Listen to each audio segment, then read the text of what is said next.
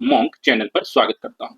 आज हम लोग परफेक्शन आईएएस का बीपीएससी 70वीं के लिए जो एक फुल लेंथ टेस्ट पेपर है, टेस्ट नंबर 24, उसको डिस्कस करने के लिए जा रहे हैं। दोस्तों, इस टेस्ट पेपर में टोटल 150 क्वेश्चन है, जिसके पहले 75 क्वेश्चन को अभी हम लोग डिस्कस करेंगे। तो चलिए स्टार्ट करते हैं अपना डिस्कशन फ्रॉम क्वेश्चन नंबर 1 से। डिस्कशन करने से स्टार्ट करने से पहले एक डिस्क्लेमर आप देख लीजिएगा। तो चलिए पहला क्वेश्चन क्या है, देखिए। पहला क्वेश्चन जो है इस टेस्ट पेपर का क्या करा, who is the author of book Mazzini चरित्र। तो मेजनी चरित्र पर किसने बुक लिखा था? याद रखिएगा, मेजनी चरित्र पर जिसने बुक लिखा था उनका नाम क्या है? तो B D Savarkar, Vinayak Damodar Savarkar. Mazzini जो है आपको इटली का था, इटली का लीडर था, और वहां पर उसने यंग इटली मूवमेंट चलाया था इटली के यूनिफिकेशन के लिए। मेजनी ने क्या किया था? इटली के यूनिफिकेशन के लिए यंग इटली मूवमेंट चलाया था। इसी तरीके से जो बी डी सावरकर है, मेजनी से इंस्पायर होकर भारत में भी यंग इंडिया मूवमेंट चलाया। जैसे यंग इटली था तो यहाँ यंग इंडिया, लेकिन ये यंग इंडिया नाम से ज्यादा फेमस नहीं है। इनका जो बी डी सावरकर का जो मूवमेंट है वो किस नाम से है? अभिनव भारत। अभिनव भारत जो है आपको यंग का ही हिंदी रूपांतरण, और यह अभिनव भारत जो है यह नाम ज्यादा प्रचलित है। याद रखिएगा, मेजनी चरित्र को लिखने वाले कौन है? विनायक दामोदर सावरकर। इनसे ही इंस्पायर होकर यह भारत में अभिनव भारत अभियान चलाते। एक बार हम इनके बुक को थोड़ा सा डिटेल ढंग से देख लेते हैं। देखिए, ये है मेजनी चरित्र, किनके द्वारा लिखा गया है? तो विनायक दामोदर सावरकर के द्वारा ये लिखा गया है मेजनी चरित्र। अब ये जो थे कौन? ये जो मेजनी थे, इनका टाइम पीरियड क्या था? तो देखिए 1805 से लेकर 1872 तक का इनका टाइम पीरियड है, और इटली के यूनिफिकेशन के लिए हम लोग इस मेजनी को जानते हैं। और ये जो बी डी सावरकर है, इनके द्वारा बहुत सारा बुक लिखा गया है, जिसमें सबसे फेमस बुक है इनका the Indian war of independence. Indian war of independence जो 1909 ईस्वी में लिखा गया है, इनके द्वारा सबसे फेमस बुक है। अब देखिए, बी डी सावरकर जो है सबसे पहले 1899 ईस्वी में मित्र मेला नाम का ऑर्गेनाइजेशन, रिवोल्यूशनरी ऑर्गेनाइजेशन बनाते हैं। उसके बाद इसी मित्र मेला ऑर्गेनाइजेशन को ये अपना नाम क्या बदल देते हैं? अभिनव भारत। किससे इंस्पिरेशन लेके? तो यंग इटली जो मेजनी के द्वारा स्टार्ट किया गया, तो इसी यंग इटली से इंस्पायर होकर ये भारत में यंग इंडिया सोसाइटी बनाते हैं, जिसका मतलब हुआ अभिनव भारत मंदिर हिंदी में। और ये कब बना था? 1904। इतना याद रखिएगा विनायक दामोदर सावरकर के बारे में। ठीक है, नेक्स्ट क्वेश्चन देखते हैं। नेक्स्ट है, with reference to gods mentioned in Vedas, consider the following statement. Vedic gods were mainly classified into three groups. God's of sky, God's of space and God of earth. तो यह point सही है, याद रखिएगा। जो वैदिक कालीन जो भगवान थे उसको तीन भाग बांटा गया था, गॉड ऑफ स्काई के, एक स्पेस के और एक धरती के। Indra has been described as the most powerful deity in the Rigveda. जो इंद्रदेव है, यह ऋग्वेद में सबसे पावरफुल डिटी थे, यह भी याद रखिएगा।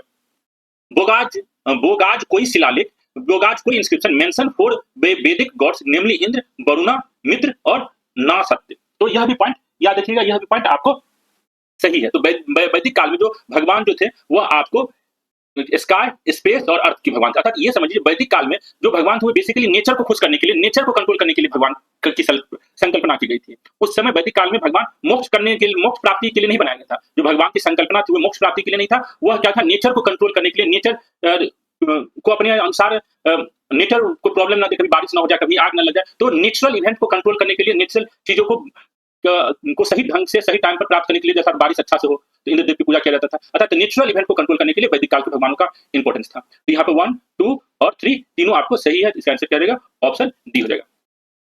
एक मिनट,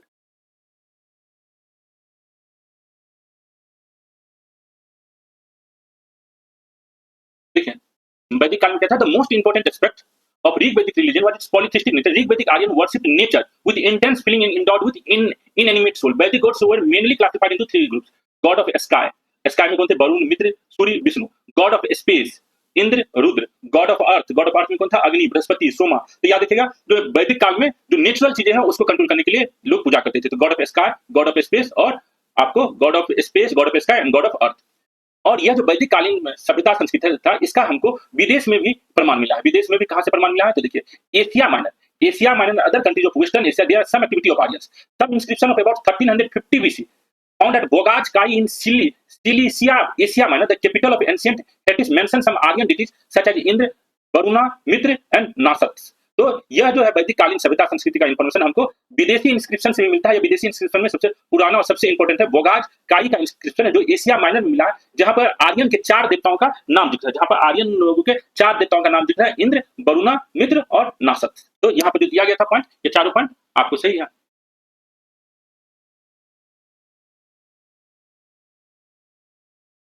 तो यह हो गया अगला देखिए, consider the following statement regarding the well known Buddhist philosopher. तो वेल नोन बुद्धिस्ट फिलोसफर जो है उसके regarding his primary contribution was the concept of शून्यता और doctrine of void. In the book Madhyamika Karika he has discussed the theory of relativity. Huangshan called him one of the world's four great guiding power. According to Chinese mythology, he traveled to China and preached Buddhism. तो याद रखिएगा, प्राचीन भारत में ancient India में जैसे ही आपको है concept of शून्य, कंसेप्ट ऑफ शून्यता, डॉक्ट्रिन ऑफ व्हाट, ये कंसेप्ट किसने दिया है? तो यह कंसेप्ट आपको नागार्जुन ने दिया है। यह नागार्जुन ने कंसेप्ट दिया था शून्यता का। तो इतना बाकी 3-4 पॉइंट आपको मालूम हो न हो, लेकिन यह जरूर याद रखिएगा, कंसेप्ट ऑफ शून्यता जो बौद्धिज्म का है, जो संसार में कुछ भी टिकने वाला नहीं, सब कुछ यहाँ पर क्षणिक है, सब कुछ शून्य हो जाएगा। तो यह जो है आपको ये कंसेप्ट बुद्धिस्ट का ही था, महात्मा बुद्ध का ही था, उसी कंसेप्ट को ये और थोड़ा सा डिस्क्राइब किया है। तो ये कंसेप्ट है कंसेप्ट ऑफ शून्यता, तो नागार्जुन के द्वारा दिया गया। यह बाकी का 3 पॉइंट भी उससे इंपॉर्टेंट है। तो यह Madhyamika Karika he had describe the theory of relativity once time. तो ये पूरा पॉइंट इसका सही है, नागार्जुन का नाम याद रखिएगा। यहाँ पे देखिए, महाकश्यप को हम लोग क्यों जानते हैं? महाकश्यप, मौलिपुत्तिस और वसुमित्र। तो महाकश्यप जो है आपको प्रथम बौद्ध संगति जो है, प्रथम बौद्ध संगति की अध्यक्षता किसने की थी? महाकश्यप ने की थी। दूसरे बौद्ध संगति की अध्यक्षता किसने की थी? सबाकामी ने की थी। तीसरे बौद्ध संगति की अध्यक्षता किसने की थी? तो मौलिपुत्तिस ने की थी। चौथा का किसने किया था? वसुमित्र ने किया था। और उपाध्यक्ष कौन था? अश्वघोष। चौथा जो कुंडलवन में कनिष्क के टाइम पीरियड में हुआ था, उसकी अध्यक्षता वसुमित्र, और उपाध्यक्ष जो थे कौन? अश्वघोष। तो यह ठीक है, यहाँ पर हो गया। फोर्थ का आंसर क्या है? फोर्थ का देखिए, asceticism and penance are required to free oneself from the cycle of karma. Salvation can be achieved only by renouncing the world. तो ये जैन मुनियों का मंतव्य है, जैन धर्म में है, जो आप जब तक संसार में रह रहे तो कोई ना कोई कर्म कर रहे हैं, और कर्म जैसे ही आप कर रहे हैं तो आप कर्म के बंधन में फंस रहे हैं, साइकिल ऑफ कर्मा में फंस रहे हैं। तो इससे मुक्ति का यही उपाय है, जो आप संसार को छोड़ दीजिए। संसार को छोड़िए, मतलब अपना वस्त्र, घर द्वार, मोह, बंधन, सब कुछ को त्यागिए। कोई भी बंधन आपके पास नहीं होना चाहिए। तो asceticism and penance are required to free oneself from the cycle of karma. यह पॉइंट सही है, जैन का याद रखिएगा। Salvation can be achieved only by renouncing the world. जब तक आप संसार में रहिएगा तो संसार के बंधन में आप बंधे रहिएगा, और इस बंधन का एक साइकिल है, उस साइकिल में आप चलते रहिएगा। कभी भी आपको सेल्वेशन इस संसार में नहीं मिल सकता। यह किसका मंतव्य है? यह है महात्मा महावीर का, जैन का नहीं है। जैन कहता है, बुद्ध कहते हैं जो नहीं, आपको संसार में रहना है, आपको आप इसी संसार में ही रह के आपको मोक्ष की प्राप्ति होगी, निर्वाण की प्राप्ति होगी। बेसिकली बुद्ध जो है निर्वाण की बातें करता है, और यहाँ पर जो है जैन जो है आपको कैबल्य की बातें करता है, मोक्ष की भी बातें जैन करता है। ठीक है, यहाँ पे दोनों पॉइंट आपको सही है। तो इसका आंसर क्या रहेगा? फोर्थ का सी। उसके बाद which of the following text had not mentioned about the 16 महाजनपद। तो 16 महाजनपद का इंफॉर्मेशन हमको कहां से मिलता है? अंगुत्तर निकाय से और भगवती सूत्र से, याद रखिएगा। इसके अलावा भी एक और सोर्स था, हमें 16 महाजनपद, जिसको हम लोग मानते हैं इतिहास में जो स्टूडेंट और को पढ़ाया जाता है, वो है अंगुत्तर निकाय का महाजनपद। अंगुत्तर निकाय में जो 16 महाजनपद है उसको हम लोग सही महाजनपद मानते हैं, और उसी को हम लोग पढ़ते हैं। भगवती सूत्र जो जैन ग्रंथ है, उसमें जो 16 महाजनपद है उसको हम लोग नहीं पढ़ते। एक जगह 22 महाजनपद का भी उल्लेख है। उस 22 महाजनपद का उल्लेख किस किताब में है, कमेंट करके बताइएगा। उस 22 महाजनपद को हम लोग इतिहास के स्टूडेंट नहीं पढ़ते हैं। तो बेसिकली आप लोग को मालूम होना चाहिए, महाजनपद का इंफॉर्मेशन अंगुत्तर निकाय में है, भगवती सूत्र में है। यह अंगुत्तर निकाय बुद्ध धर्म के किस पिटक से रिलेटेड है? जैसे बुद्ध धर्म में सुत्त पिटक है, विनय पिटक है और अभिधम्म पिटक है। आप कमेंट करके यह बताइएगा, या जानकारी लेने की कोशिश कीजिएगा, जो अंगुत्तर निकाय आपको विनय पिटक का भाग है कि सुत्त पिटक का भाग है कि अभिधम्म पिटक का। यह आपका होमवर्क है, आपकी इच्छा हुई तो पता करने की कोशिश कीजिएगा। तो इसका आंसर क्या है? ए। तो हैज नॉट मेंशन, अच्छा पूछा नॉट मेंशन, तो अर्थशास्त्र जो आपको चाणक्य के द्वारा, कौटिल्य के द्वारा, चाणक्य कौटिल्य के द्वारा जो लिखा गया अर्थशास्त्र, उसमें आपको 16 महाजनपद का जिक्र नहीं है। यहाँ पे ए और बी सही है, सी गलत है, डी का कोई मतलब नहीं। इसका फिफ्थ का क्या आंसर हो जाएगा? आपका ऑप्शन जो है सी हो जाएगा। उसके बाद है Khajuraho temple evidence the excellence of Chandela architecture. जो खजुराहो टेम्पल आपको कहाँ पर है? मध्य प्रदेश में है। चंदेला आर्किटेक्चर, चंदेला डायनेस्टी जो था, उसका जो इन्फॉर्मेशन हमको मिलता है वो ज्यादातर हमको खजुराहो टेम्पल एविडेंस से मिलता है। केंद्रीय महादेव टेम्पल में be built by Vidyadhar is the best among the Khajuraho temple. तो याद रखिएगा, विद्याधर जो केंद्रीय महादेव मंदिर बनाया है चंदेला का, यह उसके टाइम का बेस्ट मंदिर है। These temples are related to वैष्णव, शैवाज, शाक्त, Buddhism, Jainism in the ancient India. तो याद रखिएगा, यह जो है आपको बेसिकली भगवान महादेव तो है ही केंद्रीय महादेव में, वैष्णव भी है, शाक्त भी है, लेकिन इसमें जो है आपको जैन जो है नहीं है, जैन और बुद्धिस्ट का यहाँ पर नहीं है। याद रखिएगा, बुद्धिस्ट नहीं, they do not have significant connection to the Buddhism. यह याद रखिएगा। It was inscribed in the, इसमें बुद्धिस्ट का भी नाम दिया है इसलिए गलत है। तो वैष्णव, शैवाज, शाक्त और जैनिज्म का है यहाँ पर, मेनली है वैष्णव, शैव और शाक्त। जैन का भी थोड़ा सा है, बुद्धिज्म का नहीं है। It has been inscribed on the UNESCO world heritage list in 1986। तो इसमें से सी जो है गलत है। आप लोग के लिए क्वेश्चन है, यह जो चंदेला डायनेस्टी है, चंदेला डायनेस्टी का फाउंडर कौन था, और ये चंदेला डायनेस्टी कब खत्म हुआ, यह आप लोग इच्छा होगा तो जान लीजिएगा। फाउंडर आपको मालूम होना चाहिए, जो भी इंपॉर्टेंट डायनेस्टी है, कम से कम फाउंडर मालूम होना चाहिए। यह यूपीएससी तो पूछा है कई बार चंदेला डायनेस्टी के फाउंडर के बारे में, तो आप लोग भी पता कीजिएगा। उसके बाद तो इसका आंसर हो गया, ठीक है सी। ठीक है, अगला क्वेश्चन देखते हैं, बीहू। बिहू कहाँ का है, लावनी कहाँ का है, बॉल कहाँ का है, गरबा कहाँ का है, घूमर कहाँ है। तो यह जो रीजनल आपको डांसेज है, इस पर बीपीएससी पहले भी पूछ चुका है, तो इस बार भी इसको पूछा जा रहा है, तो इसका आंसर क्या हो जाएगा, सी, याद रखिएगा। बिहू आपको कहाँ का है, तो बिहू असम का, याद रखिएगा बिहू कहाँ का डांस है, तो असम का है। लावनी कहाँ का है, तो यह आपको महाराष्ट्र का है। बॉल जो है, यह आपको वेस्ट बंगाल का है। बॉल कहाँ का है, तो वेस्ट बंगाल का। गरबा तो फेमस है गुजरात का, और घूमर जो है राजस्थान का। तो घूमर, गरबा, बिहू, तो याद होगा बॉल जो है आपको कहाँ का है, वेस्ट बंगाल का है, और लावनी महाराष्ट्र का। ठीक है। Which of the following statement about Pala art and culture is incorrect. तो पाला आर्ट, ये आपके बीपीएससी मेंस पर्सपेक्टिव से भी इंपॉर्टेंट है। Pala art and culture BPSC mains में भी आपको अच्छे तरीके से तैयार करना है। तो देखिए, पाला art is renowned for its distinctive style of Buddhist sculpture and manuscript. तो पाला आर्ट जो है बुद्धिस्ट स्कल्पचर एंड मैन्युस्क्रिप्ट के लिए एकदम फेमस है। पाला के जो गोपाल थे, उन्होंने आपको पदमपुर विश्वविद्यालय बनाया था। गोपाल का जो बेटा हुआ धर्मपाल, उसने 2 विश्वविद्यालय बनाया है, एक विक्रमशिला विश्वविद्यालय, दूसरा विश्वविद्यालय का नाम आप लोग बताइएगा। उसके बाद Pala empire patronage led to the flourishing of Nalanda university. तो यह भी पॉइंट आपको सही है, नालंदा यूनिवर्सिटी को इस लोगों ने फैसिलिटेट किया था। Pala paintings are characterised by their use of bright colour and intricate details. तो यह भी पॉइंट याद रखिएगा पाला पेंटिंग का फीचर्स में। द पाला period saw the development of unique architectural style of Khajuraho temple. अभी हम लोग पिछले क्वेश्चन में देख चुके हैं, जो खजुराहो टेंपल जो है आपको चंदेला डायनेस्टी के द्वारा बनाया गया, और ये खजुराहो टेंपल आपको मध्य प्रदेश का इलाका में, बाघेल खंड के इलाका में है, और इस इलाके में हमारे पाला राजाओं का साम्राज्य नहीं था। तो खजुराहो मंदिर का पाला से कोई कनेक्शन नहीं। पाला का बेसिकली जो कनेक्शन है वह बंगाल और बिहार से है, तो मध्य प्रदेश में पाला का कनेक्शन नहीं। और खजुराहो टेंपल तो पाला ने नहीं बनाया, यह तो सबको मालूम है। इसका आंसर कौन सा है, गलत, तो डी हो जाएगा। ठीक है। उसके बाद है consider the following statement. Indian travellers Sheikh Ittamuddin और Mirza Talib visited China. Jean Baptiste Tavernier was fascinated with the trading condition in India and compared India to Iran and Ottoman Empire. Sheikh Ali Hajin, famous African poet and scholar, was amazed by the beauty of India. Italian traveler Niccolo Monici never returned to Europe and settled down in India. तो ये चारों point आपको NCERT में दिया गया है। NCERT में एक चैप्टर है जिसमें बताया गया जो विदेशी जो भारत में आए हैं उनके द्वारा जो भारत के बारे में बताया गया है, उस पर एनसीईआरटी में पूरा डिस्कशन किया गया है। तो कुछ विदेशी भी गए भारत में आए, और कुछ भारतीय भी विदेश गए, और वहां पर देखा कि क्या भारत का स्थिति है। तो यहाँ पर जो देखिए, इंडियन ट्रेवलर शेख इत्सामुद्दीन और मिर्जा अबू तालिब जो है, यह कहा गया था यूरोप गया था। ये भारतीय ईस्ट इंडिया कंपनी से रिलेटेड था, और ये लोग गया था यूरोप। तो यह आपको चाइना लिखा है, यह गलत है। Jean Baptiste Tavernier was fascinated with the trading condition in India and compared India to Iran and Ottoman empire. यह आपको सही है, तो सेकंड सही है, फर्स्ट गलत है, क्योंकि यूरोप गया था, चाइना नहीं गया था। Sheikh Ali Hazin, famous African poet and scholar, was amazed by the beauty of India. तो यह आपको गलत है। शेख अली हाजिन जो है, यह बहुत दुखी होकर आया था भारत। उसके बाद Italian traveller Niccolo Manucci never return to Europe and settle down in India. तो यह पॉइंट आपको सही है। इसमें सही कौन सा है, 2 और 4 सही है। How many statements are correct, तो ओनली 2 जो है इसका स्टेटमेंट करेक्ट है। तो इसका आंसर क्या हो जाएगा, आपको आंसर बी हो जाएगा। एक बार हम लोग एनसीईआरटी में देख लेते हैं, एनसीईआरटी में इस टॉपिक पर क्या लिखा गया।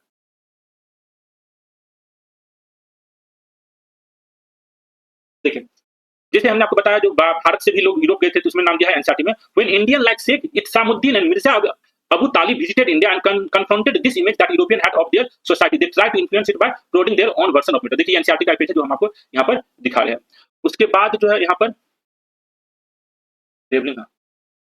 अब देखिए, ये जो आया है अभी शेख अली हाजिन का भी हमने आपको नाम बताया। शेख अली हाजिन जो है यह इसके बारे में क्या है, Sheikh Ali Hajin were disappointed and even disgusted with India, where they expected to receive a red carpet treatment. Most of them saw India as a lead of borders. यह जब आया था, ये अपने आप को बहुत टैलेंटेड और विद्वान आदमी समझता था। इसको लगा जब दिल्ली दरबार में जाएंगे तो लोग हमको बहुत स्वागत करेगा, लेकिन कोई इसको दिल्ली दरबार में आया तो इसे कोई स्वागत नहीं किया। तो ये हो गया आपको शेख अली हाजिन के बारे में, यह भी आपको दिया है। इब्न बतूता किस एम्पायर, किस राजा के समय, किस सुल्तान के समय आया था, ये आप हमें कमेंट करके बताने की कोशिश कीजिएगा। तो देखिए, फ्रेंच ट्रेवलर जीन बैप्टिस्ट के बारे में भी एनसीईआरटी क्या लिखा, one of the most famous was the French jeweler Jean Baptiste Tavernier, who traveled to India at least 6 times. He was particularly fascinated with the trading condition in India and compared India to Iran and Ottoman Empire. तो ये देखिए NCERT में ही यह सब statement दिया गया है। ये आप याद रखना चाहिए। जीन बैप्टिस्ट टेवर्नियर जो कम से कम 6 बार भारत आया, या कम से कम कितनी बार आया भारत, या 6 बार आया है। और भारत में जो ट्रेडिंग फैसिलिटी था उसका कंपैरिजन ये किससे किया है, ईरान और ओटोमन एम्पायर से। और यहाँ पे देखिए इटालियन डॉक्टर मोनिकी के बारे में दिया है, never return to Europe and settle down to India. तो ये मोनिकी के बारे में भी आपको क्वेश्चन में था। जीन बैप्टिस्ट टेवर्नियर के बारे में भी था, ये मैं आपको दिखा दी, एनसीईआरटी से ही पूछा गया। शेख अली हाजिन के बारे में बताया जो बहुत दुखी हो गया था, इसको कोई रिस्पेक्टफुली इसे रेड कार्पेट ट्रीटमेंट नहीं दिया। और जो भारतीय जो ईस्ट इंडिया कंपनी से रिलेटेड थे, ये लोग जो यूरोप गए और वहां पर जो उन्होंने देखा और बुक जो लिखा उसके बारे में भी ये एनसीईआरटी में दिया गया। एनसीईआरटी की इन्फॉर्मेशन तो कम से कम आपको याद होना चाहिए। एनसीईआरटी से तो पूछने का सबसे ज्यादा चांस रहता है एग्जाम में। तो यहाँ पर आपको बता दिया भी है। उसके देखिए, with reference to Chola period consider the following statement. Chola period, Shiva was represented in 2 forms. Iconic form of Shiva was Nataraj idol and Lingodho was the human form. तो हम सबको मालूम है जो महादेव का जो क्लासिक है, क्लासिक के जो रूप है वो कौन है, लिंगोद्भव वाला है, लिंगराज। और आपको यह कौन है, आइकॉनिक है। और ह्यूमन फॉर्म में जो महादेव का है उसको क्या कहते हैं, नटराज कहते हैं। तो यहाँ पर जो पॉइंट दिया गया है, iconic form of Shiva was Nataraja, यह गलत है। Human form of Shiva was Nataraja and आपको आइकॉनिक जो है सबसे प्रतिष्ठित जो महादेव का आपको मूर्ति मिलता है वो कौन है, उनके जो है लिंगोद्भव के रूप में। तो यह पॉइंट पहला गलत है। उसका फिलोसफिकल सिस्टम कॉल्ड सेवा सिद्धांत was founded during this period. तो यह पॉइंट याद रखिएगा, यह सही है। चोला पीरियड में जो थे लोग शिव के बहुत बड़े भक्त हो गए थे। साउथ इंडिया में बेसिकली अलवर और न्यागार की पद्धति चली थी। तो अलवर जो थे, जो आपको भगवान विष्णु के फॉलोअर थे अलवर, और न्यागार जो थे वो कौन से थे, भगवान शिव के थे। तो यह याद रखिएगा, शैव सिद्धांत was founded during this period. इसके अनुसार शैव सिद्धांत के अनुसार क्या था, जो संसार में सबसे बड़े भगवान महादेव ही है। महादेव के अलावा संसार में कोई नहीं, कोई विष्णु सबका कोई वैल्यू नहीं है। तो Vaishnavites was sideline to the extent that Shri Ramanuja had to flee to the Hoysala empire. तो जो रामानुज थे जिन्होंने आपको विशिष्ट अद्वैतवाद का फिलोसफी दिया, रामानुज ने कौन सा फिलोसफी दिया, विशिष्ट अद्वैतवाद का। और शंकराचार्य ने कौन सा फिलोसफी दिया था, अद्वैतवाद का। अद्वैतवाद का फिलोसफी किसने दिया, शंकराचार्य ने। रामानुज जो वैष्णव थे, यह क्या दिए, विशिष्ट अद्वैतवाद का फिलोसफी।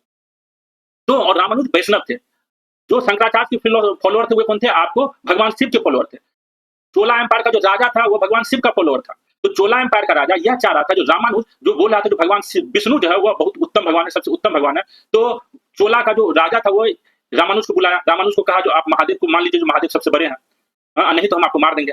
तो रामानुज जो है किसी भी तरीके से बच जाता है, हम कहानी आगे बताते हैं। तो रामानुज अपना प्राण बचा के किसी भी तरीके से होसला एम्पायर भागता है, क्योंकि यह महादेव का जो है को नहीं मान रहा, मतलब मान रहा है, ये नहीं है महादेव और विष्णु का अलग है, लेकिन यह भगवान विष्णु की जो प्रार्थना पूजा है, अपनी वैष्णवी की जो परंपरा है, उसको त्यागने के लिए तैयार नहीं था। तो रामानुज को भागना पड़ा चोला एम्पायर से और होसला एम्पायर में शरण लेना पड़ा।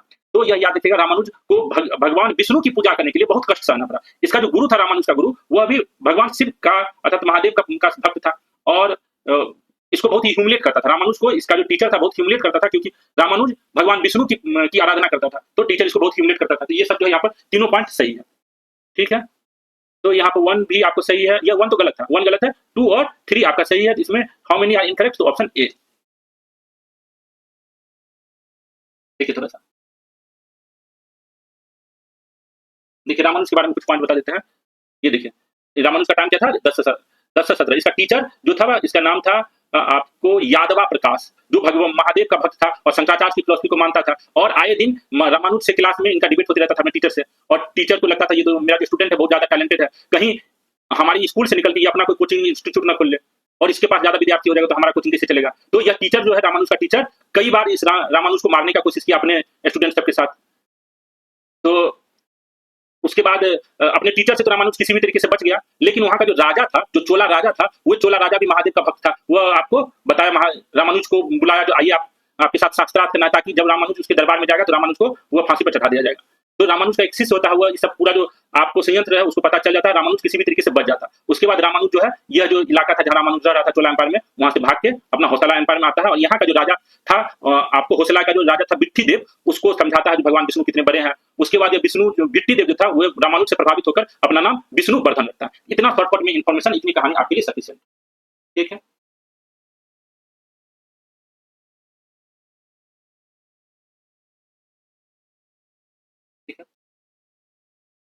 काइंडली एक्सप्लेन, क्या चीज को एक्सप्लेन करना है रोहित जी, क्या चीज को एक्सप्लेन करें?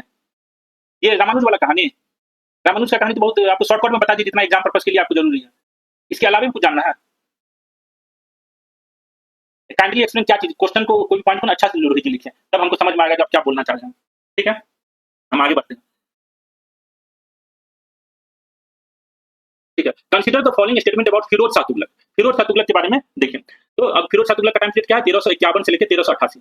1351 से लेकर 1388 दिल्ली सल्तनत में यह एक ऐसा राजा होता है जो दिल्ली सल्तनत में जो भी काम अलाउद्दीन, कुतुबुद्दीन ऐबक, इल्तुतमिश सबके द्वारा किया गया था, पूरा जो संपत्ति अर्जन किया गया, उस संपत्ति को ये बर्बाद करने वाला आदमी फिरोज शाह तुगलक।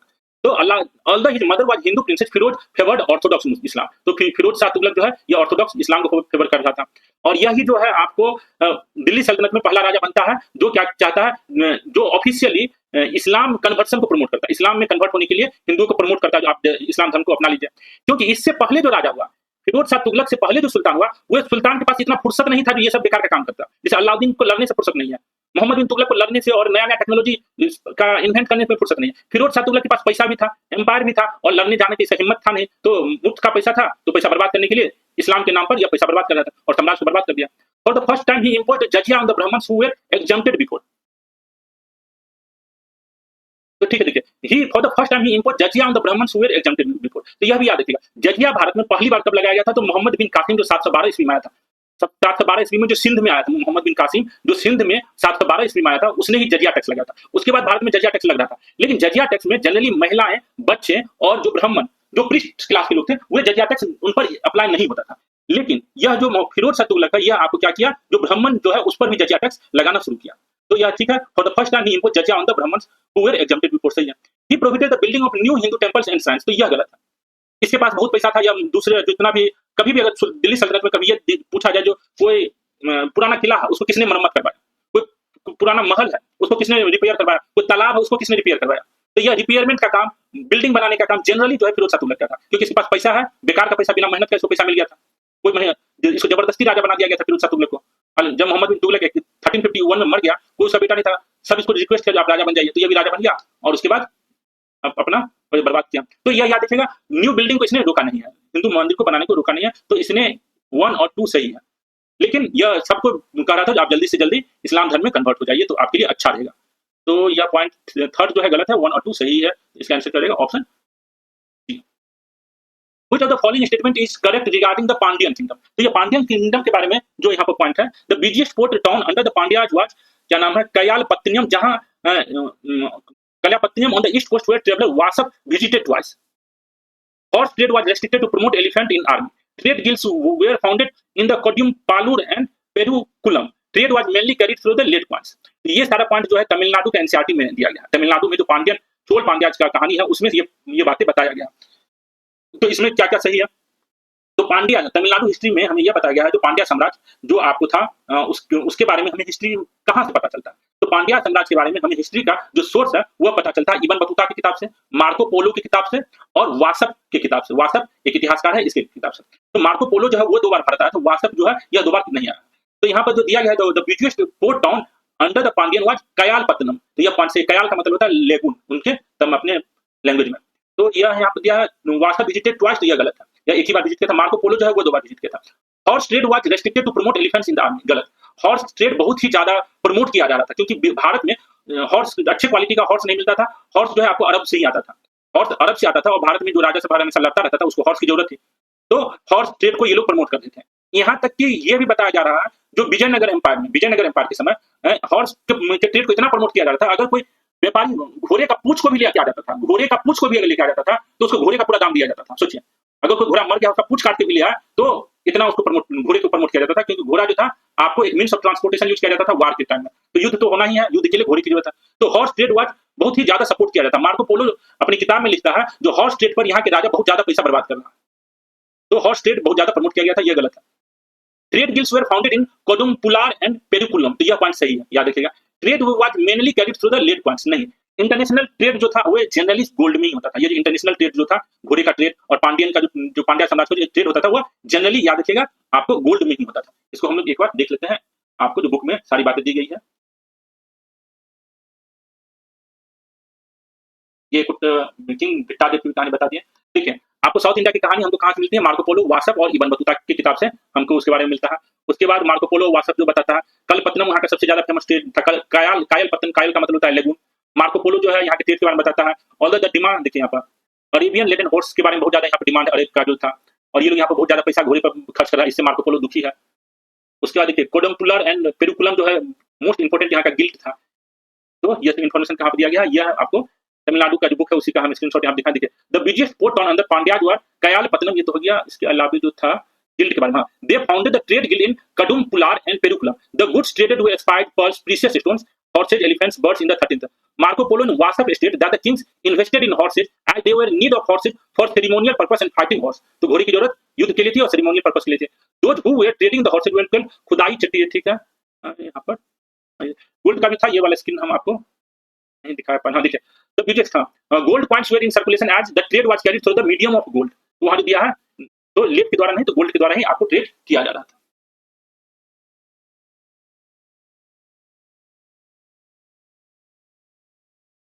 तो ये एनसीईआरटी तमिलनाडु के एनसीईआरटी में ये दिया गया है। तो इसमें से हम लोग देखा जो ए सही था, दूसरा गलत है, होर्स को बहुत प्रमोट किया जा रहा था, स्टेट गिल्ड की बातें सही है, लेट का पॉइंट गलत है, इसमें से ए भी गलत है क्योंकि व्हाट्सएप एक ही बार आया था। तो इसमें से सही कौन है? केवल ऑप्शन सी इसका हो जाएगा, आपको 12 का जो है ऑप्शन सी हो जाएगा, ठीक है। Consider the following statement regarding a famous भक्ति संत। तो भक्ति संत के बारे में, मराठी भक्ति संत के बारे में, ही influenced letter Sant like Sant Tukaram, he was a staunch devotee of Vitthal of Pandharpur, he wrote many abhangas in Marathi and Hindi, his teaching were later incorporated in Guru Granth Sahib। तो महाराष्ट्र में जो एक संत हुए हैं उसके बारे में बताया जा रहा है, यह है संत नामदेव, याद रखिएगा संत नामदेव। संत नामदेव के बाद आप कहते हैं संत तुकाराम, एकनाथ और कबीर। कबीर आपको महाराष्ट्र के नहीं है, तो कबीर तो यूपी के है। यहाँ पर जो आंसर हो जाएगा क्या हो जाएगा? इसका आंसर आपको ऑप्शन सी हो जाएगा। एक बार हम लोग इनको देख लेते हैं, टाइम पीरियड। देखिए ये है संत नामदेव। संत नामदेव आपको जो भी उनके पॉइंट था सब चीज सही है, पंढरपुर महाराष्ट्र में था। इनकी जो बातें हैं आपको कबीर पंथ सिख में भी मिलता है। टाइम पीरियड क्या है? 1270 से 1350। इनके बाद आता है कौन? एकनाथ, ये भी महाराष्ट्र में ही है। नाम याद रखिएगा, पहले नामदेव उसके बाद एकनाथ। एकनाथ बीसी के भक्ति संत में ही होते हैं। इसका टाइम है 1533 से 1599। एकनाथ के बाद कौन है? तुकाराम। तुकाराम का भी केवल टाइम याद रखिए, ये लोग मराठी भक्ति संत, इतना ही याद रखना, केवल टाइम पीरियड थोड़ा सा आइडिया होना चाहिए, ताकि आपको क्रोनोलॉजिकली बताना होगा जो कौन सा संत पहले आया, कौन सा संत बाद में आया। तो पहले नामदेव, फिर एकनाथ, और फिर ये तुकाराम का टाइम पीरियड क्या है? 1608 से लेकर 1649 तक। और कबीर का तो 1398 से 1518 तक है। ये आपको यूपी वाले इलाके बनारस से है, इनका महाराष्ट्र से कनेक्शन नहीं है। तो याद हो जाएगा आपको महाराष्ट्र में जो भक्ति संत के थे, सबसे पहले नामदेव, फिर एकनाथ और फिर तुकाराम। टाइम याद रहना है, लेकिन क्रोनोलॉजिकली याद रहना चाहिए किस श्रृंखला में ये लोग भक्ति संत आए थे, ठीक है। तो सबसे पहले नामदेव ही आपको, नामदेव फिर एकनाथ और फिर तुकाराम जो आए, ठीक है। तो यहाँ पर ठीक है। उसका इसका हो गया answer C. Sir Thomas Roe, the royal ambassador from King James I to the Mughal emperor, succeeded in obtaining 2 farman by 1680, from which Mughal emperor and prince granting permission to trade and erect factories in different parts of empire. तो ये Thomas रे जो आपको आया था किसके time period में? जहांगीर के टाइम पीरियड में आया था। और यहाँ जो प्रिंस की बातें कर रहा है वो प्रिंस कौन था? आपको शाहजहां था। शाहजहां कहाँ के गवर्नर के रूप में काम कर रहा था? वो गुजरात का गवर्नर के रूप में काम कर रहा था। तो सर थॉमस ने जो टारगेट लेके आए थे, टारगेट इनका क्या था? जो सिंध और बंगाल में इनको ट्रेडिंग प्रिविलेज दिया जाए। तो बंगाल और सिंध में इनको ट्रेडिंग प्रिविलेज नहीं मिला, लेकिन इनको बहुत जगह फैक्ट्री लगाने का आदेश मिल गया था। तो यहाँ पर मुगल एम्पायर कौन है 1618 में? तो एम्पायर जहांगीर और प्रिंस, जिस प्रिंस की बात कर रहा है तो उस प्रिंस का नाम है प्रिंस खुर्रम। तो यहाँ पर आंसर क्या जाएगा? Option B. एक बार हम लोग सर थॉमस रो को भी देखते हैं।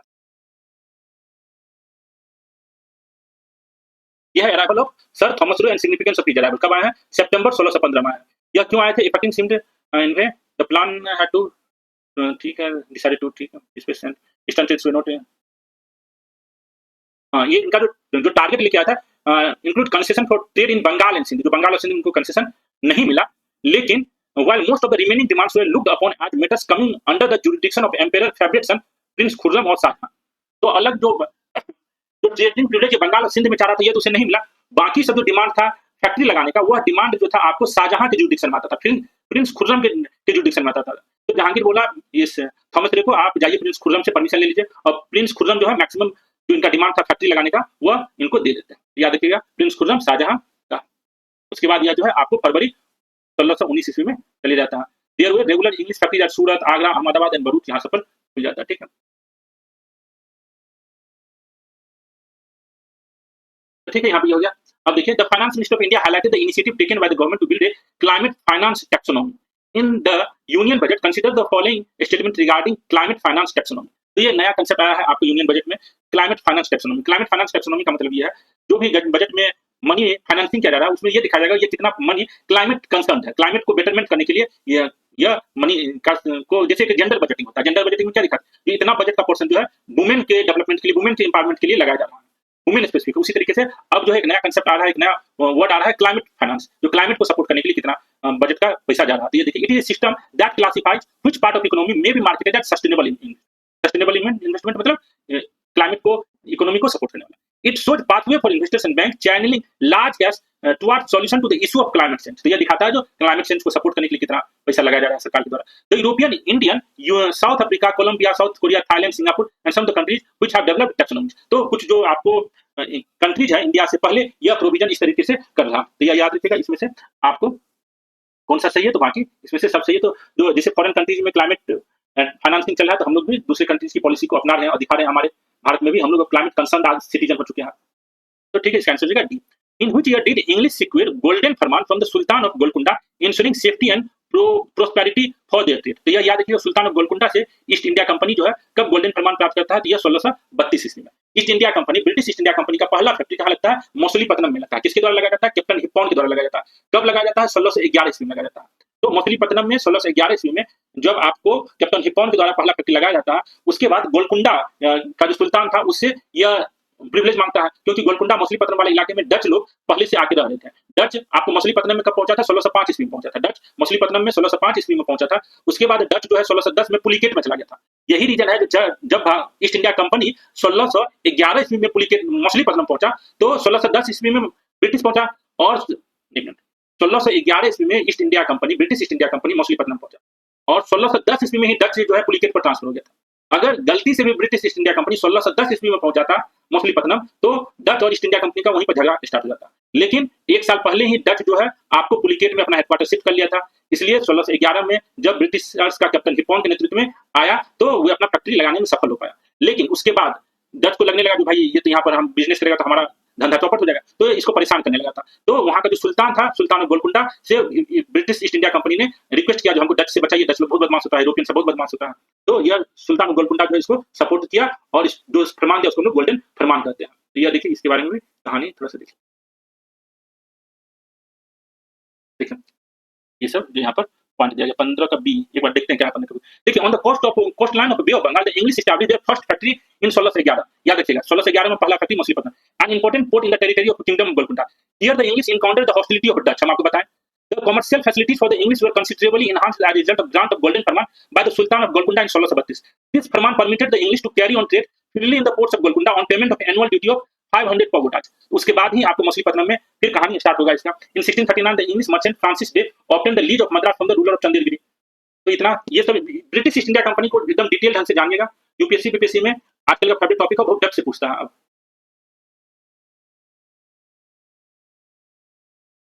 तो इसका समझ में आ गया। 1632 में क्या था, 15 का क्या बोले, बी, 15 का बी लिख रहे हैं। It is system that classifies, D सही है, 15 का तीनों पॉइंट सही है।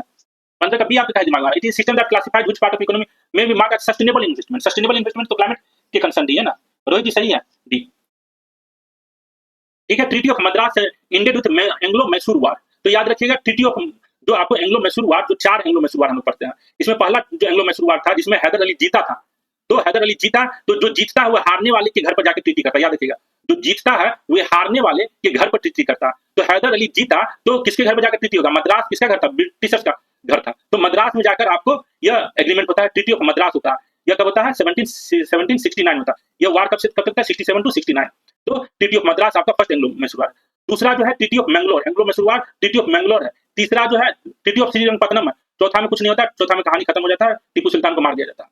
तो यह दूसरा कब है, 1780 से 1784, और तीसरा कब है, 1790 से 1792, और चौथा कब है आपको 1799। तो ट्रीटी ऑफ मद्रास याद रखिएगा, एंग्लो मैसूर वार पहला जो होता है जिसमें हैदर अली रहता है। ठीक है, 17 का क्या रहेगा आंसर, ये हो जाएगा। ठीक है, मैंने आंसर दिया था, मुझे लगा 15 बी होगा, नहीं 15। ठीक है, with reference to British general Charles Cornwallis. तो कॉर्नवालिस जो आया है आपको 1786 ईस्वी में, his role in British India consider the following statement. Charles Cornwallis, Lord Cornwallis, देखिए लॉर्ड कॉर्नवालिस का ही नाम है आपको Charles Cornwallis, serve as governor of Bombay presidency. नहीं, लॉर्ड कॉर्नवालिस जो है आपको अमेरिकन इंडिपेंडेंस ऑफ वार में पराजित होकर भारत आया था। ये पहली बार भारत में आया, गवर्नर के जनरल ऑफ बंगाल के रूप में ही आया था। ये जो लॉर्ड कॉर्नवालिस है 1786 ईस्वी से पहले भारत नहीं आया था, यह पहली बार आया और गवर्नर जनरल ऑफ बंगाल बन के ही आया। यह प्रेसिडेंसी ऑफ बंगाल जो है उसका गवर्नर के रूप में काम कभी नहीं किया, याद रखिएगा। तो ही served the governor of Bombay presidency, नहीं कभी नहीं। इसका डायरेक्ट ही आया था, अमेरिका से युद्ध हारने के बाद यह आया था भारत में। He was instrumental in establishing British control over peninsular India. तो यह पॉइंट सही है, क्यों, क्योंकि इसी के समय में तृतीय एंग्लो मैसूर वार हुआ। इसके समय में इसका टाइम पीरियड क्या है, 1786 से लेकर 1793। जनरली 5 साल के बाद इसको चला जाना चाहिए था, 91 में चला जाता, ये अपना लंदन था, लेकिन इसको 2 साल और एक्सटेंड करना पड़ा, 1796 से 1793, क्योंकि 90 से 92 के बीच में आपको तृतीय एंग्लो मैसूर वार हो रहा था। पेनिनसुलर इंडिया मतलब मैसूर वार, वहां पर यह जो है ट्रीटी ऑफ श्रीरंगपत्तनम करता है, और वहां पर इसलिए he was instrumental in consolidating British control over peninsular India. Peninsular India में भी पूरा मैसूर का इलाका तो इसको नहीं मिला, लेकिन बहुत एक पोर्शन मैसूर का भी था, इसको ट्रीटी ऑफ श्रीरंगपत्तनम के तहत मिल गया था। अर्थात ब्रिटिश इंडिया को मैसूर के इलाके में कब्जा 1792 के बाद प्राप्त हो गया था। पूरे इलाके में नहीं हुआ, लेकिन थोड़े से इलाके में हो गया था, जहां पर 1792 में यह पहली बार रैयतबारी सिस्टम को एक्सपेरिमेंट रूप से स्टार्ट करता है। याद रखिएगा, आपसे पूछा जा सकता है रैयतबारी जो सेटलमेंट है, रैयतवाड़ी सेटलमेंट, हम शब्द को ध्यान से सुनिएगा। रैयतवाड़ी सेटलमेंट पहली बार भारत में कहाँ पे स्टार्ट होता है, कब स्टार्ट होता है?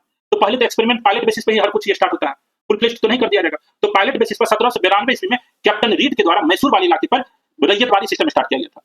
तो ये भी आपको कंसेप्ट याद रखिएगा। तो यह जो पॉइंट सही है, सेकंड सही है। Cornwallis introduce significant administrative and legal reforms, तो यह भी पॉइंट आपको सही है। तो इसमें थर्ड सेकंड सही है, पहला गलत है। तो हाउ मेनी आर इनकरेक्ट, तो ओनली वन। आपको कॉर्नवालिस कोड आया था और भी बहुत सारे चीज इसमें किया है जिसके बारे में हम किसी अगले क्वेश्चन में बताएंगे। ठीक है, तो इसका पहला आंसर गलत है। 19 का what was the main objective of खिलाफत कमेटी फॉर्म्ड इन बॉम्बे इन 1919, तो जो खिलाफत कमेटी आपको पहली बार बॉम्बे में बना था, उसका टारगेट क्या था, क्यों बना था Khilafat committee? To defend Khalifa temporal power, Khalifa जो तुर्की का था उसके शक्ति को बचाने के लिए। कॉल ऑफ खलीफा मूवमेंट नहीं, खलीफा मूवमेंट को स्टार्ट करने के लिए किया गया था। Decided whether Muslim should participate in non cooperation movement, non cooperation movement Khalifa जो खिलाफत मूवमेंट के बाद ही स्टार्ट होता है। याद रखिएगा, खलीफा मूवमेंट के बाद ही 1 अगस्त 1920 को स्टार्ट होता है। तो यह नहीं था पार्टिसिपेट करना ही, खलीफात मूवमेंट के कारण ही, मेन कारण जो होता है, यह आपको नॉन कॉपरेशन मूवमेंट का वन ऑफ द मेन कारण खिलाफत मूवमेंट है। तो यह भी गलत है, ऑल ऑफ द अबव भी गलत है। इसका क्या आंसर हो जाएगा? ऑप्शन ए, खिलाफत मूवमेंट। ठीक है, तो इसका आंसर करिए। ये खिलाफत मूवमेंट में ही महात्मा गांधी चेयरमैन बने थे। याद रखिएगा, जब महात्मा गांधी खिलाफत मूवमेंट को लीड कर देते हैं तो मोहम्मद अली जिन्ना ने बताया था, जो आप मुस्लिम लोगों के जो पॉलिसीज है उसमें मत पड़िए, आप बाद में बहुत परेशान होइएगा, इस मुस्लिम को एपीज जो कर रहे हैं। तो मोहम्मद अली जिन्ना ने महात्मा गांधी को समझाया था, जब खिलाफत में मत पार्टिसिपेट कीजिए। और उसके बाद जब आपको 1940 में फिर यही महात्मा गांधी जो है मोहम्मद अली जिन्ना को समझा रहा है, जो आप मुस्लिम को उतना सपोर्ट मत कीजिए। तो जो काम पहले महात्मा गांधी का, वही काम फिर आपको मोहम्मद अली जिन्ना करता है। तो टाइम का बात है, कौन किसको समझा रहा है, कौन कब गुरु बनता है, कौन कब शिष्य बनता है, ये टाइम की बात है। तो देखिए, with reference to the integration of peasant struggle in Awadh into the non cooperation movement, consider the following statement. जुल्मी डॉन, अगर आप आंसर लिख रहे हैं तो लिखने के लिए बहुत बहुत धन्यवाद, लेकिन क्वेश्चन नंबर भी लिखे ताकि हम थोड़ा सा लेट से देखते, तुरंत नहीं देख पाते, क्योंकि हम तो पहले अपना बोलते रहते हैं ना, 1-2 मिनट लग जाता है आप लोग का स्क्रीन देखने में। लगातार आपका स्क्रीन देखेंगे तो फिर हम क्वेश्चन नहीं पढ़ पाएंगे। ठीक है ना? With reference to the integration of peasant struggle in Awadh into the non cooperation movement, consider the following statement. तो अवध में जो नॉन कॉपरेशन मूवमेंट स्टार्ट हुआ अवध में, तो अवध का जो Jawaharlal Nehru and Baba Ramchandra were instrumental in setting up Awadh किसान सभा। तो यह याद रखिएगा, अवध किसान सभा किसके द्वारा स्टार्ट होता है? तो बाबा रामचंद्र और जवाहरलाल नेहरू के द्वारा। The movement in Awadh escalated to include aggressive action contrary to the official stance of Congress। तो यह भी सही है, जो अवध किसान जो है ये एस्केलेटेड का एग्रेसिव पॉलिसी अपना रहा था, जैसे जमींदारों को परेशान कर रहा था, जो मनी लेंडर्स थे उस सबको परेशान करता था। तो यह दोनों पॉइंट आपको सही है। देखिए, भारत में किसान आंदोलन जो है सबसे पहली बार महात्मा गांधी के द्वारा 1917 में स्टार्ट किया था। महात्मा गांधी 1917 में चंपारण सत्याग्रह से पहले हम लोग किसान मूवमेंट को नहीं देखते। किसान रिवॉल्ट तो बहुत बार हुआ, लेकिन किसान मूवमेंट जो है यह महात्मा गांधी भारत में शुरू करते हैं चंपारण के बाद। उसके बाद जब महात्मा गांधी चंपारण का काम कंप्लीट करके गुजरात चले जाते हैं, तो बिहार में भी किसान सभा बनता है, यूपी में भी किसान सभा बनता है। यूपी में पहले किसान सभा बनता है, यूपी में आपको 1918 में ही किसान सभा बन जाता है, क्योंकि अब किसान को लग गया है अगर कोई लीडर मिल जाए तो हमारी जो ग्रीवांसेस है उसको दूर किया जा सकता है। तो समाज में लीडर भी बनने वाले बहुत लोग हैं, समाज में प्रॉब्लम्स भी हमेशा बहुत रहा है। तो किसान मूवमेंट बिहार में आपको बाद में होता है और यूपी में पहले होता है। तो यूपी में जो किसान मूवमेंट हो रहा है उसकी कहानी को थोड़ा सा डिटेल से देखिए। बिहार में कैसे किसान मूवमेंट स्टार्ट हुआ, किसान सभा कौन बना, उसको थोड़ा अच्छा से समझिएगा, क्योंकि आप बीपीएससी के स्टूडेंट हैं तो बिहार की कहानी आपको अच्छा से मालूम होना चाहिए। ठीक है, देखिए, आपको यूपी किसान सभा सबसे पहले बना था गौरी शंकर मिश्र और इंद्र नारायण द्विवेदी के द्वारा और मदन मोहन मालवीय जी ने बनाया था। उसके बाद बाबा रामचंद्र जो है अवध किसान सभा बनाते हैं। बाबा रामचंद्र जी का जो है एक यूपी प्रोविंशियल किसान सभा और अवध किसान सभा अलग अलग है। तो ये देखिए, देखिए सबसे पहले फरवरी 1918 में यूनाइटेड प्रोविंस किसान सभा सेटअप किया गया था। याद रखिएगा, यह 1917 में जो महात्मा गांधी गए चंपारण सत्याग्रह के बाद, ये सबको बता दी जो किसानों की ग्रीवांसेस को दूर किया जा सकता है। उसी के बाद फरवरी 1918 में आपको यूनाइटेड प्रोविंस किसान सभा बनता है, जो भारत का पहला किसान सभा मूवमेंट होता है।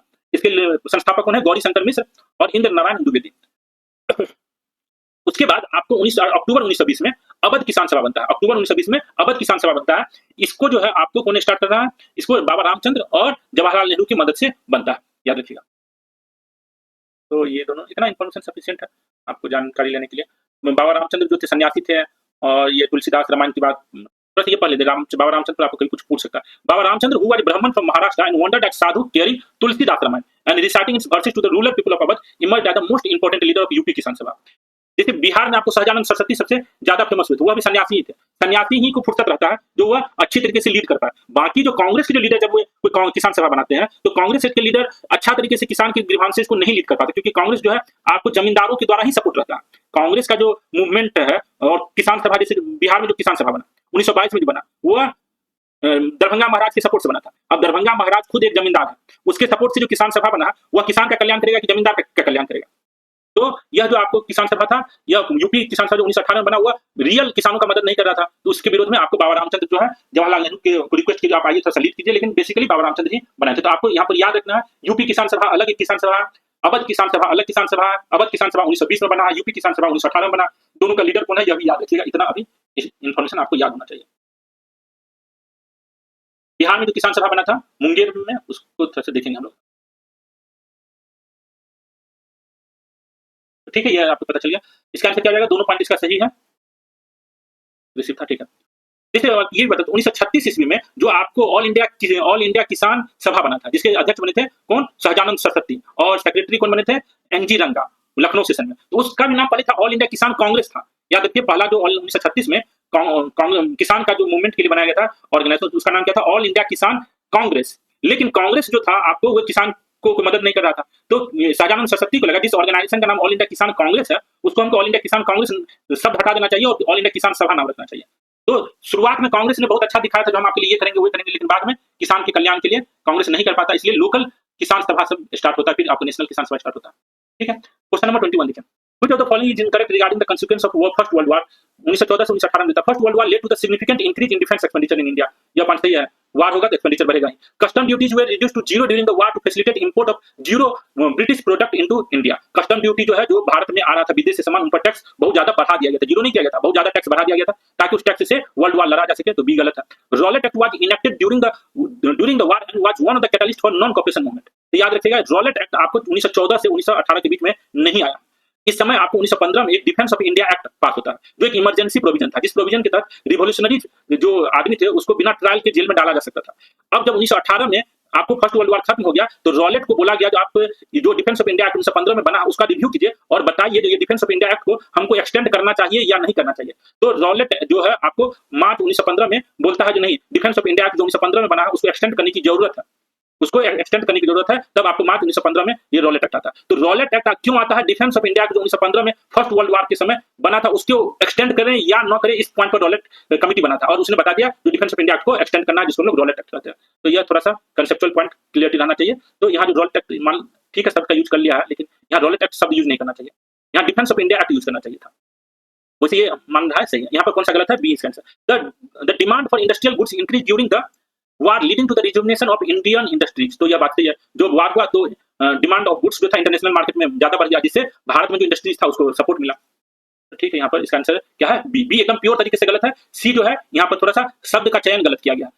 ठीक है, उसके बाद the book Hind Swaraj which criticised modern industrial civilization and advocated for a return to traditional Indian society based on village economy and self sufficiency was written by। किसके द्वारा यह लिखा गया था?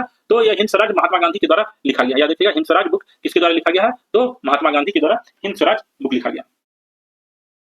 ठीक है, उसके बाद Komagata Maru incident primarily highlighted which issue in the early 20th century. तो 1914 का कोमाटा मारू इंसिडेंट था, जो जापान का एक शिप था कोमाटा मारू, जो आपको सिंगापुर से ले गया था, कहां पर? कनाडा में ले गया था, बेसिकली पंजाबी लोगों को, जिसको कनाडा सरकार जो है उतरने से मना कर देता है। फिर कनाडा से वो लोग सिख जो है कलकत्ता में आता है दमदम पर। तो यह है आपको कोमाटा मारू। तो religious discrimination against Muslim in Canada गलत है। Discriminatory immigration policies against people of Asian origin. तो जो डिस्क्रिमिनेटरी इमिग्रेशन पॉलिसी था, जिसके कारण भारत का लोग जो है कनाडा में नहीं उतर पाया था, जिसके कारण कनाडा में लगभग 2 महीना जहाज में भारतीय लोग को रहना पड़ा, फिर कनाडा से रिटर्न होकर भारत आना पड़ा था। तो कोमाटा मारू इंसिडेंट कब हुआ था? तो 1914 में हुआ था। आंसर क्या हो जाएगा आपको? बी। बाकी ऑप्शन से कोमाटा मारू का कोई कनेक्शन नहीं है। उसके बाद है which treaty did Yashwant Rao Holkar sign after his defeat in 1805 mark the end of his attempt to form a coalition against the British. तो देखिए, आपको सेकंड मराठा वार होता है, सेकंड एंग्लो मराठा वार का जो एंडिंग होता है वह आपको किस ट्रीटी के साथ होता है? तो ट्रीटी ऑफ राजपुर घाट के साथ होता है। तो हम लोग थोड़ा सा सेकंड एंग्लो मराठा वार को समझते हैं और बाकी जिसमें पॉइंट दिया गया उसको भी समझते हैं। हम बहुत शॉर्टकट में आपको कहानी बताने की कोशिश करते हैं, तो हो सकता है लगे जो बहुत ज्यादा बता रहे हैं, लेकिन तभी जो मिनिमम उतना बताने की कोशिश करते हैं।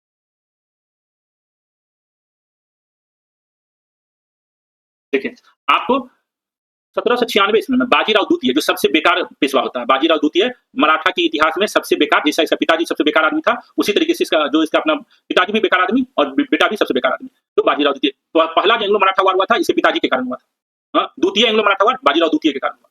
तो ठीक है, तो यह जो है इसको बाजीराव द्वितीय को आपको पूना से भगा देता है, कौन? होलकर भगा देता है। होलकर भगा देता है पेशवा की गद्दी पर से। देखिए आपको कब भगा देता है? 23 को जसवंत राय होलकर इसको भगा देता है। द हाईली इंसेंट जनरल जसवंत राय होलकर उस पावर एंड, ठीक है, पेशवा भगा देता। उसके बाद यह होलकर जो है, ये जब भगा देता है होलकर इसको, पेशवा को, बाजीराव द्वितीय को, तो यह बाजीराव द्वितीय जाता है ब्रिटिशर्स के पास, जैसे इसके पिताजी गए थे सेम कहानी रिपीट हो रहा है। तो इसके यह जाता है ब्रिटिशर्स के बाद, हमको पेशवा बना दीजिए, आप सिपाही दीजिए, आपके सिपाही से हम होलकर से लड़ेंगे और उसके बाद हम फिर पेशवा बनेंगे। ब्रिटिशर्स यही सोच रहा था पिछले 100 साल से, ऐसा कोई मौका है, 2 आदमी लड़े, उसका हम फायदा उठाएं। तो यह यहाँ पर ट्रीटी ऑफ बासिन करता है। ट्रीटी ऑफ बासिन के तहत क्या होता है? बाजीराव द्वितीय को ब्रिटिशर्स बोलता है जो आपको जो भी सेना चाहिए, जो भी पैसा चाहिए, यह हम आपको देंगे और आपको हम पेशवा बना देंगे और हम होलकर से जाके लड़ेंगे अगर आपको परेशान करेगा तो यह जो है आपको पेशवा बन जाता है। ट्रीटी ऑफ बासिन के तहत आपको 1603 ईस्वी में यह ट्रीटी ऑफ बासिन होता है। याद रखिएगा कब है? ट्रीटी ऑफ बासिन 1603 ईस्वी है, ठीक है, 1603 ईस्वी होगा, ठीक है। ट्रीटी ऑफ बासिन होता है और यह पेशवा बन जाता है। लेकिन अब जब ट्रीटी ऑफ बासिन के तहत पेशवा यह बन जाता है तो बाकी जो मराठा सरदार थे, बाकी मराठा सरदार में कौन? एक सिंधिया, दूसरा आपको भोंसले और तीसरा आपको होलकर, चौथा जो है गायकवाड़। गायकवाड़ कभी भी ब्रिटिशर्स के से झगड़ा लेने का टेंशन नहीं किया, गायकवाड़ सबसे शांति से रहा। तो हम लोग कभी भी गायकवाड़ से का इंपॉर्टेंस नहीं है मराठा और एंग्लो मराठा की कहानी में गायकवाड़ का इंपॉर्टेंस नहीं है। जो इंपॉर्टेंस है, एक है भोंसले और एक है आपको होलकर और एक है सिंधिया का। तो आपको जब बाजीराव द्वितीय ट्रीटी ऑफ बासिन करता है, डेट है इसका 31 दिसंबर 1802, याद रखिएगा, treaty of Bassein. Bajirao two consented to accept subsidy alliance and sign the treaty of Bassein on 31 December 1802।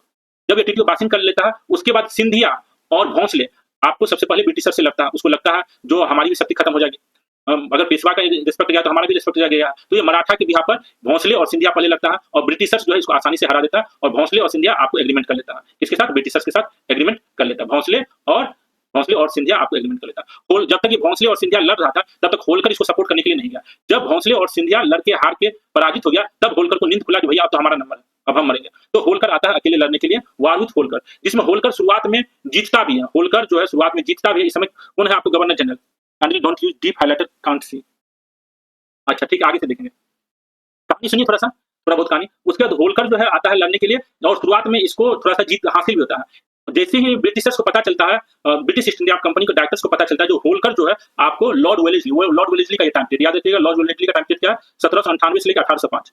जैसे ही ब्रिटिश ईस्ट इंडिया कंपनी को हेडक्वार्टर को पता चलता है जो लॉर्ड वेलेस्ली पराजित हो रहा है होलकर से, कॉर्नवालिस जो यहाँ का सुपर हीरो था, उस मरने वाला ही था, उसको बोला जाता है आपका जरूरत भारत में बहुत ज्यादा है, जाइए आप भारत में तुरंत होलकर को पराजित कीजिए, नहीं तो हमारा 150-200 साल का जो मेहनत है वो बेकार हो जाएगा। तो लॉर्ड वेलेस्ली को बुला लिया जाता है। अब यह आता है कौन? आपको कॉर्नवालिस आता है। कॉर्नवालिस दूसरी बार आता है। उस तब तक क्या होता है? यह होलकर भी जब पराजित होने लगता है, जनरल लैकी के द्वारा पराजित कर दिया जाता है आपको होलकर, और पराजित हो गया, ठीक है, इतना कहानी। उसके बाद जो है आपको ये कॉर्नवालिस भी मर जाता है। इसी युद्ध के समय आपको कॉर्नवालिस आता है लड़ने के लिए और मर जाता है और एक नया गवर्नर जनरल बनता है। गवर्नर जनरल बार्लो बनता है, सर जॉर्ज बार्लो फिर गवर्नर बनता है। और यह सर जॉर्ज बार्लो जो है आपको इसके साथ ट्रीटी कर लेता है। किसके साथ? होलकर के साथ ट्रीटी करता है। तो ये है इसकी कहानी। तो जिस ट्रीटी को हम लोग क्या कहते हैं, 7 जनवरी 1806 को ट्रीटी ऑफ राजपुर घाट होता है। तो इतना शॉर्ट फॉर्म में आपको कहानी बताया है। तो देखिए, डिफीट ऑफ भोंसले और सिंधिया का साथ है। भोंसले के साथ जो ट्रीटी होता है उसको ट्रीटी ऑफ देवगांव कहते हैं, जो आपको 17 दिसंबर 1803 को हुआ था। ट्रीटी ऑफ सिंधिया कब हुआ है? 30 दिसंबर 1803 को हुआ, जिसको ट्रीटी ऑफ सुरजी नागौन कहते हैं। यह दोनों ट्रीटी में, और इसके बाद जब ये दोनों हार गया तो यह होलकर गया था अकेले लड़ने के लिए, थोड़ा सा जीता, फिर हारा, और फिर फाइनली ट्रीटी ऑफ राजपुर घाट हुआ। तो थोड़ा सा सीक्वेंस, थोड़ा सा कहानी आपको मालूम होना चाहिए, ठीक है।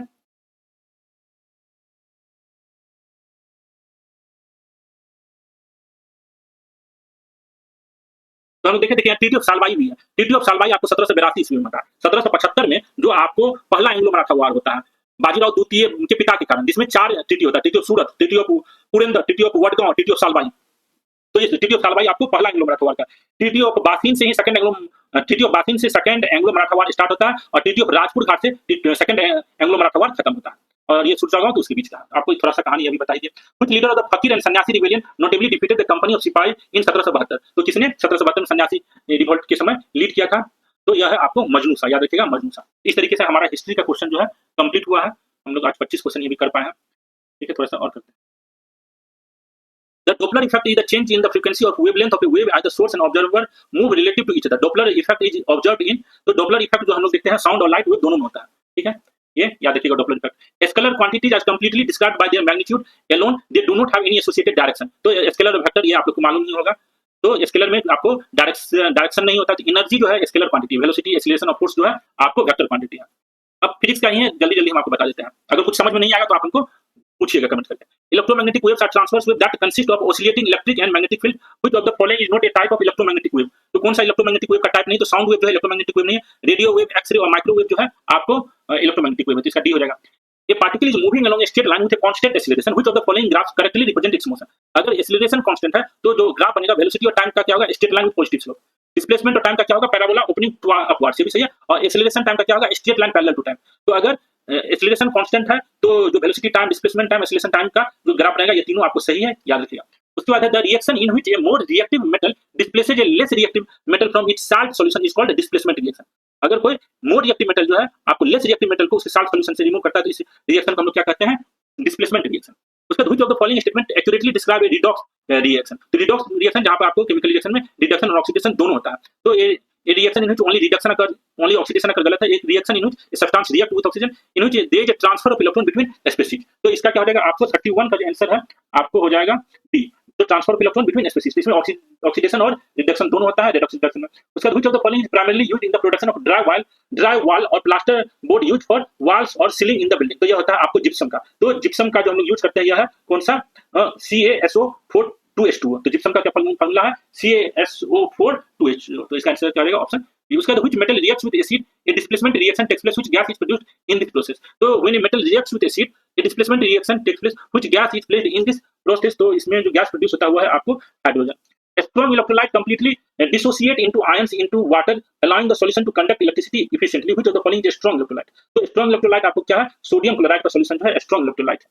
The chemical responsible for hot sensation in chili peppers. तो चिली पेपर्स खाने पर जो हमको हॉट सेंसेशन मिलता है, उसके लिए जो केमिकल रिस्पांसिबल है वह केमिकल है कौन सा आपको, तो यह केमिकल का नाम लिखिएगा यार, कैप्साइसिन। वह केमिकल का क्या नाम है, कैप्साइसिन। उसका recently the book the Jannayak Karpoori Thakur voice of voiceless was launch, to which pair among the following the author of this book. तो यह ऑथर आपको आदित्य अनमोल और संतोष सिंह, याद रखिएगा आदित्य अनमोल और संतोष सिंह ने यह बुक लिखा है, जननायक कर्पूरी ठाकुर का। A polymer is a large molecule made of by many repeating units called monomers linked together by chemical bonds. Which of the following is not a naturally occurring polymer? तो कौन नेचुरली अकरिंग पॉलीमर नहीं है, तो याद रखिएगा cellulose तो naturally है, starch जो कार्बोहाइड्रेट का होता है, प्रोटीन हमारे शरीर में तो होता ही है, नायलॉन जो है यह आपको नेचुरल नहीं है, नायलॉन फैक्ट्री में बनता है, इसका आंसर क्या रहेगा, सी।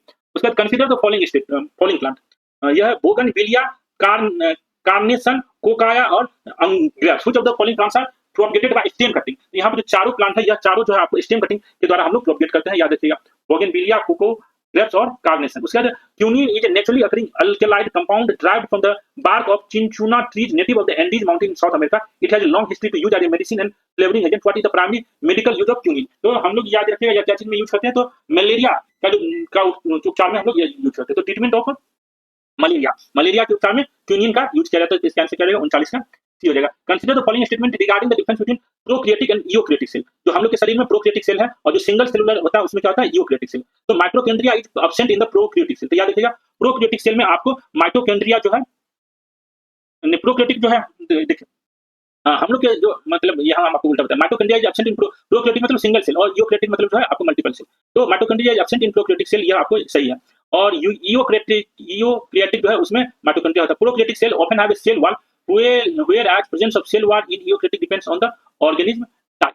तो यह भी आपको सही है इसका, तो इसका आंसर क्या हो जाएगा आपको सी, ठीक है। The reptiles are mostly terrestrial animals and their body is covered by dry and corn-fed skin.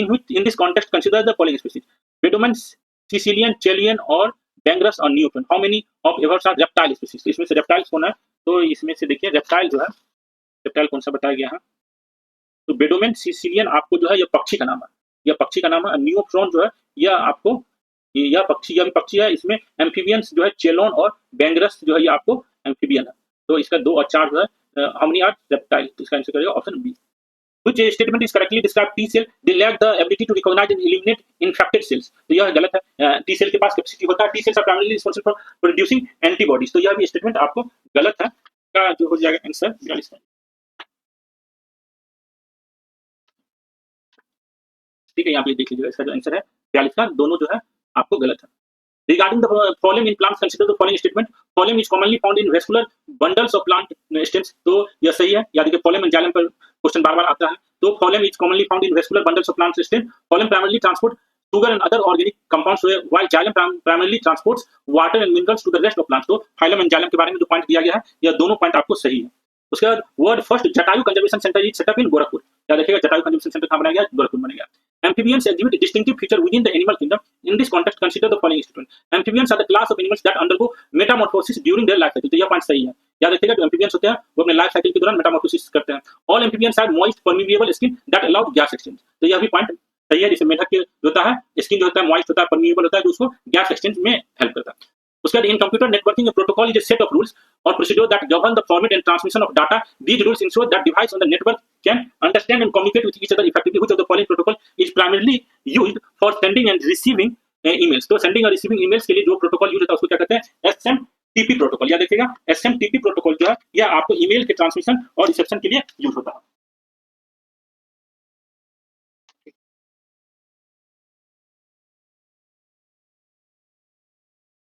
तो अगला क्वेश्चन है operating system are software program that manage computer hardware and software resource. They provide essential service like memory management process. तो इसमें से कौन सा operating system नहीं है? तो देखिए विंडोज ऑपरेटिंग सिस्टम है, मैक ऑपरेटिंग सिस्टम है, लिनक्स जो है ऑपरेटिंग सिस्टम है। आपको माइक्रोसॉफ्ट ऑफिस जो है ये ऑपरेटिंग सिस्टम नहीं है। और एचटीटीपी जो है ये ईमेल के लिए नहीं है। आप बोल रहे हैं 46 का, ये 46 का सी जो है सही है मेरे अनुसार। एक बार आप लोग भी चेक कर लीजिएगा। उसके बाद epicentre of an earthquake is defined as the point on earth surface farthest from the focus of the point on earth surface directly above the earth focus. तो धरती के ऊपर में जो डायरेक्ट पॉइंट होता है उसको क्या कहते हैं? एपिसेंटर कहते हैं। जहां पर अर्थक्वेक जनरेट होता है उसको हाइपोसेंटर या फोकस कहते हैं। ये एक बार देख लीजिए।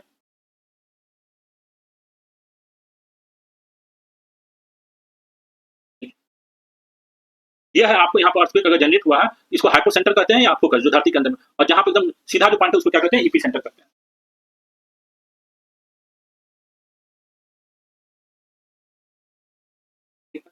Who among the following is newly appointed cabinet minister, cabinet secretary? तो अभी जो न्यूली अपॉइंटेड कैबिनेट सेक्रेटरी बने तो टीवी स्वामीनाथन जो है भारत के न्यूली अपॉइंटेड कैबिनेट सेक्रेटरी, जो हाईएस्ट ब्यूरोक्रेसी का पोस्ट है। उसके बाद यह आज की क्लास का लास्ट क्वेश्चन है, यह देख लेते हैं। Consider the following statement about Eclipse. A solar Eclipse occurs when the moon comes between earth and sun blocking the sunlight। तो याद रखिएगा यह पॉइंट सही है। A lunar eclipse occur when the earth comes between the sun and moon casting a shadow on the moon। यह भी सही है। An annular eclipse occur when the apparent side of moon is smaller than the sun creating a ring like appearance। तो इसमें से आपको कितने statement सही है? तो इसमें से आपको जो है तीनों स्टेटमेंट सही है। ठीक है। 49 का ए राजीव बुआ न्यूली अपॉइंटेड, राजीव बुआ की जगह पे ही भाई साहब आए हैं टीवी स्वामीनाथन। ठीक है। 43 का डी आपने दिया है, 47 का डी सही है। ठीक है। एक बार हम लोग सोलर इक्लिप्स वाले पॉइंट को थोड़ा सा दिखा देते हैं।